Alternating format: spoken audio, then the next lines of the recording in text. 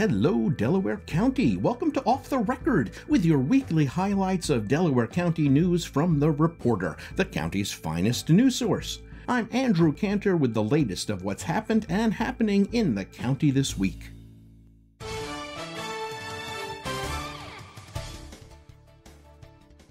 This edition of Off the Record is brought to you by Decker Advertising. If you've got a school or a business or a team you want to promote, a Facebook post is not going to do it. You want to get the word out with banners and t-shirts and lawn signs and car magnets and more of that stuff. And the more often people see your message, the better they'll remember it. So give a call to Decker Advertising. You'll be surprised how little it can cost to create a custom signs, clothing, and all sorts of other products. Get a free estimate and maybe some great ideas too. Call them at 607-746-2178 or visit dckr.com. And now here's this week's news in Delaware County. The Delaware County Historical Association will be hosting the annual Quilt Show, showcasing the work of the Delaware town and country quilters. It's called Quilts Along the River. It'll feature dozens of quilts, plus a whole bunch of smaller wall hangings. And there are some really impressive quilts that have taken years to finish. One features 4 Russell Terriers, and it looks more like an oil painting than a quilt. There are other ones that are message quilts, where the squares can have secret meanings and coded messages. And of course, there are more traditional quilts, and no two are even close to alike. Some of the quilts are one-person efforts, but others, including the one that's being raffled off, are group projects.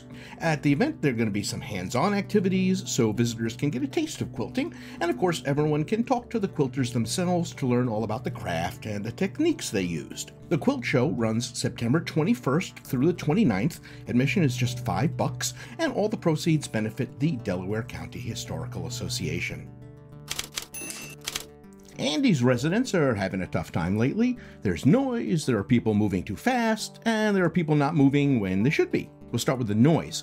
A couple of people who live on Main Street, that would be Jim Andrews and Karen Bornath, are getting a bit tired of the loud late-night parties at the bars and the restaurants near them. Sure, they want the businesses to do well. They just want them to do well a little more quietly. They've asked the Andes Town Council to enact a noise ordinance. The village of Andes used to have one, but the village was dissolved in 2002, and neither the town nor the hamlet have a noise ordinance now. The good news for them is that the Andes Planning Board happens to be rewriting the zoning laws, and that will include a noise ordinance. Next up in Andes, residents are complaining about consistent speeding through town. They're saying people are actually doing 50 to 70 in a 30 zone and no one stops them. They want at least some of those speed monitoring signs, you know, the ones by the side of the road that tell you how fast you're going. But even better would be police with their sunglasses, their dark scowls, and of course their ticket books. Unfortunately, Andes doesn't have a lot of police, so Supervisor Bud Gladstone said he'll try to get a grant for a couple of those speed monitors. The final Andes stories is the opposite of speeding. People are apparently parking all over the place every time there's a big event. They're blocking hydrants, they're blocking driveways, they're clogging up the streets. Police actually gave out more than 60 parking tickets on one day in August. It's gotten bad enough that residents have formed an informal parking committee, and they want the town to do something. The problem is there's not a lot the town can do. There's no space for public parking, and police are obviously already giving out tickets. One option might be for churches and some businesses, maybe even residents, to make some money on the side, charging a fee for people to use their parking spaces or their yards. Of course, this means having someone there to take the money and clean up the mess afterwards, but the best the town might be able to do? Paint some parking lines, mark off some fire lanes, put up some signs, unless someone comes up with a better idea. You might have heard that there's an election coming up in November. If you aren't registered to vote already, now is the time. Registration in New York is open until October 26th. You can register online, in person, or by mail. To do it online, you head to vote.gov. Pretty simple, and you can register there. If you think you already are registered, you might want to check to make sure that everything's hunky-dory, and you do that at vote.gov also. If you'd rather register in person, the Delaware County Board of Elections will let you do that at 97 Main Street in Delhi, but only on September 28th and October 10th. So if you're in Delhi and want to do it in person, those are the 2 dates you can do it. And remember, this year, New Yorkers can vote by mail. You can get a ballot at the New York Board of Elections website, which is elections.ny.gov. Hey, did you know that podcast listeners like you can try the online version of The Reporter free for a month? Now you do. A month-long digital subscription is $5, okay? But we've got a $5 promo code. So basically you get the month for free, and then you can decide if you want to keep, getting your local news or, remaining ignorant and confused. All you have to do is subscribe at the Reporter website. It's the-reporter.net. Then you use promo code SAVE5. That's all caps, SAVE, and the number 5. And that basically gives you an online subscription free for a month. Give it a shot. And now we turn to Looking Back. News from the Reporter 100 years ago this week. Pitched battle follows slight auto accident.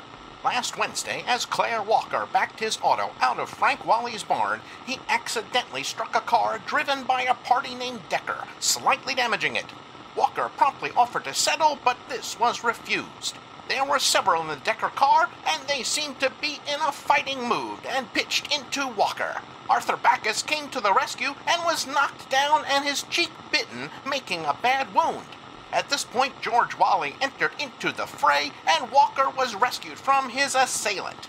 The result would have been serious for Walker, who was in no way at fault but for timely assistance.